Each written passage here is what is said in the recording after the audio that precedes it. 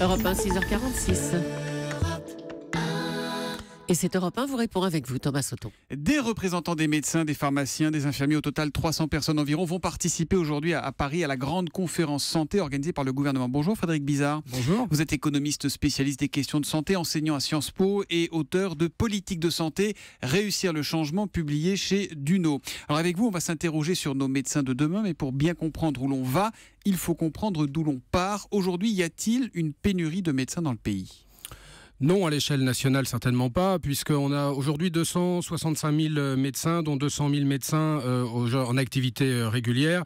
Je rappelle qu'en 1980, on avait 120 000 médecins, donc il y a eu une hausse de 130% contre une hausse de la population de l'ordre de 20 à 25%. Donc on voit qu'aujourd'hui, on a assez de médecins. Par contre, il y a un réel problème. On n'a jamais autant entendu parler des déserts médicaux, pourtant. Oui, parce qu'il y a un problème de répartition sur le territoire, et vous avez raison de vous intéresser à la démographie médicale, parce que comme la démographie en général, c'est vraiment ce qui va structurer le système de santé pour les années à venir. Alors, qu'est-ce qui se passe sur le plan démographique ? D'abord, on a un vieillissement de la population important, puisque la hausse de la population de médecins se fait largement par des médecins qui ont plus de 60 ans, et qui représentent 25% à peu près de la population. La moyenne d'âge des médecins, c'est 52 ans contre 50 ans il y a 5 ans, donc on voit qu'on a un vieillissement actif. Le deuxième phénomène, c'est une féminisation qui est importante, puisqu'on avait 37% à peu près de femmes chez les médecins il y a 10 ans, on en a aujourd'hui 44%, et on va vers 50% d'ici les années 2020, ce qui va changer un petit peu la façon avec laquelle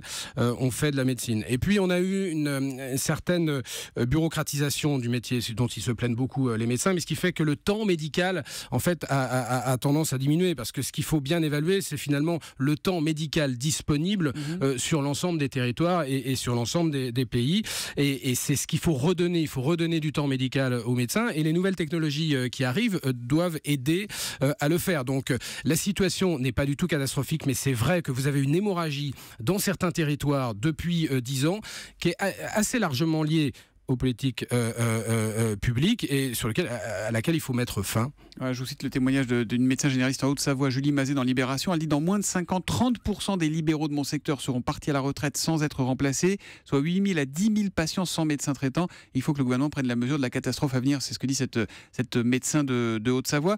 Il y a une crise de la vocation ou une crise de la formation ? Je ne crois pas à la crise de la vocation. Quand vous regardez la première année de médecine, vous avez 55 000 à peu près étudiants, et il y a un taux d'échec de 80%, et tous les ans, vous avez quand même 55 000 étudiants qui vont. Donc je pense que... Je vous interromps, pardon, parce qu'on a beaucoup de tweets, et notamment celui d'Olivier, là-dessus. Pourquoi la première année de médecine est-elle aussi sélective ? Est-ce que ça, c'est une erreur ? Vous avez deux verrous, vous avez le numerus clausus. À la fin de la première année, vous avez 7500 médecins, puis à la fin, vous avez l'examen classant national qui va répartir les médecins sur les territoires et selon les spécialités. Je suis pas sûr que ça soit ces moyens-là qui posent problème, c'est l'utilisation de ces moyens-là. D'abord, il y a une utilisation centralisée, c'est-à-dire qu'on a un numerus clausus qui est national, et donc qui n'est pas adapté aux besoins régionaux. Donc je pense qu'il faut le régionaliser. Ça, c'est ce que demande l'ordre des médecins d'ailleurs. Eh bien, ils ont raison. Je pense que là, il y a un centralisme technocratique il faut régionaliser tout ça. Ensuite, il y a une utilisation un peu politique, puisqu'on est passé à 3500 dans les années 90. Pas politique politicienne, mais c'est-à-dire que l'État se dit: tiens, il faut que j'ai moins de médecins parce que j'ai trop de dépenses de santé, donc je vais faire passer le numerus clausus de 7500 à 3500. Le seul problème, c'est que vous avez un impact sur 10 ans après. Donc, oui, parce qu'il faut 10 ans pour former un médecin. Il faut 10 ans pour former un médecin. Donc aujourd'hui, c'est depuis entre 2007 et 2020, on va rester à 200 000 médecins en activité régulière. Mais comme la population augmente, on a une légère baisse de densité. Mais encore une fois, c'est pas la densité générale, c'est cette répartition. En même temps, Frédéric Bizard, on fait appel à des médecins formés ailleurs. On en parlait hier matin sur Europe 1. Est-ce que c'est un problème ? On parlait notamment des internes qui ont été exclus de leur service pour cause d'incompétence, notamment à Villeneuve-Saint-Georges. Est-ce qu'aujourd'hui c'est un problème ? Est-ce qu'aujourd'hui on fait appel à une main-d'œuvre entre guillemets extérieure qui n'est pas correctement formée ?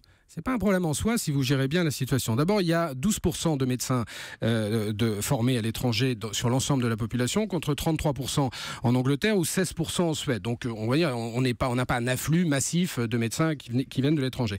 Il faut différencier les médecins à diplôme européen, dans lequel vous avez des Français qui vont passer le diplôme à l'étranger, en Europe, notamment en Roumanie et en Belgique, et puis les diplômes extra-européens. Les diplômes européens les médecins viennent et sont médecins, comme les médecins français.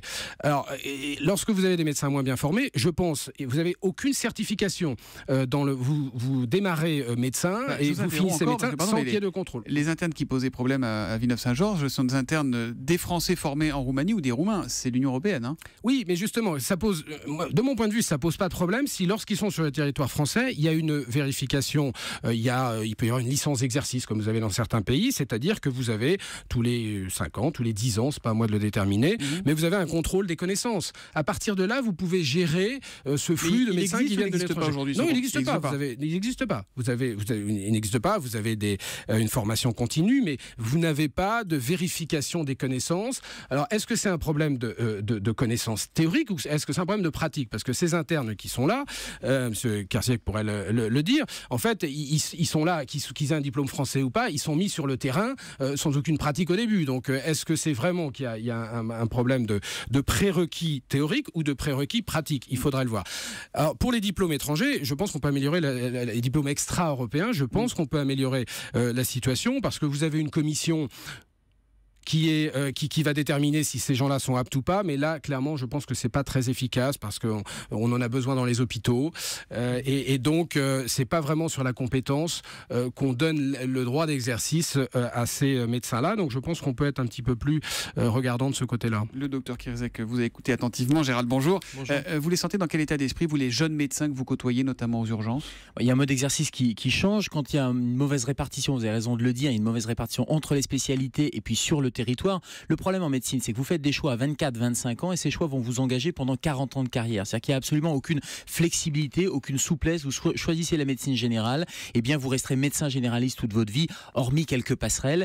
Et ça fait des choix qui sont des choix irréversibles. Et donc les jeunes médecins, ils vont raisonner leur vocation, ils vont raisonner leur passion. On sait qu'on manque de gynécologues, d'urgentistes. On en manquera de plus en plus parce que les gens à 24-25 ans se disent dans 20 ans, les gardes, c'est difficile et je n'aurai pas de possibilité de choisir. Donc il faut de la souplesse et des passerelles qui n'existent pas actuellement. Merci en tout cas Frédéric Bizard d'être venu sur Europe 1 ce matin. Je rappelle votre livre, Politique de santé, réussir le changement, publié chez Duno.